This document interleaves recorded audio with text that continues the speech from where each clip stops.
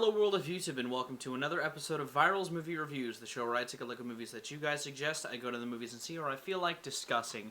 And this time we're actually taking it a step back, we're not reviewing anything new, and we're continuing our year-long tributes to Neil Peart and the guys of Rush by taking a look at their 2010 documentary, Rush Beyond the Lighted Stage. Now, why I chose this over various other movies that have bits that are in tribute to Rush, like I Love You Man, or other smaller documentaries about the band's careers, because Beyond the Lighted Stage is an incredible look at the band's whole life from their beginnings up through the where they ended off at the end of the 2000s, and we're starting the new decade, the then new decade anew, and it's a fun watch.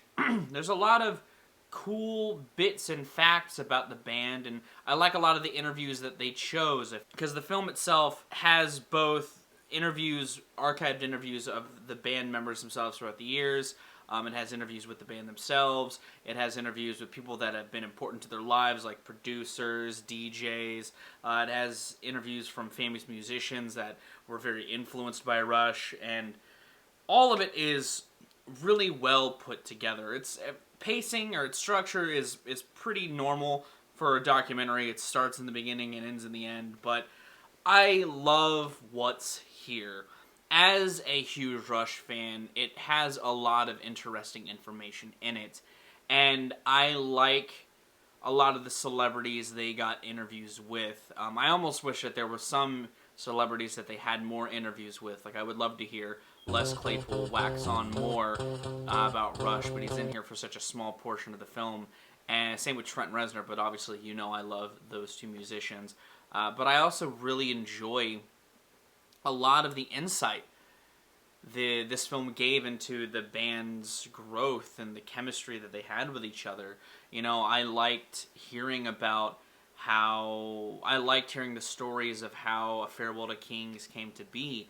You know, I think that this is a good tool, or this is a good film to showcase the vast story of this band, how they started from playing high school dances and stuff to getting a deal and becoming these colossal rock stars. The impact Neil had on the band's growth and evolution as well. His introduction to the film is fantastic. I love the scene of him playing the drums. Like, I love the drum line that he plays when they introduce him. I like how it talks about his evolution as a drummer in its own part of the film. Like, they talk about how in the 90s he trained under a jazz drummer to learn just how to be better. And they had even some fans kind of talk about how important that was for them to see someone that they idolized take a look at themselves and say, hey, I could still improve, you know? And one of the things I like about this film as well is how it presents the band, because obviously all of the people that they interview are huge Rush fans, or they have a lot of love and respect for Rush for one reason or another. But I like how this film keeps it, you know, even keel.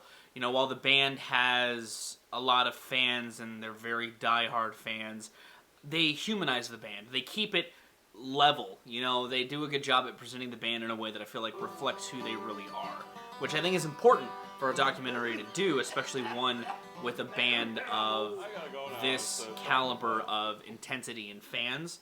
You know, I think it's nice that in a lot of the moments where they show the band themselves, they're just, you know, portrayed in a normal way. They're very humanized in a way, and I really respect that. I respect the fuck out of that presentation choice, and I like how vivid in detail it chooses to go through certain parts of the band's career. You know, their humble beginnings, the split with Rutsy. You know, they made a point to say that it was a very healthy split. Nobody really hates each other.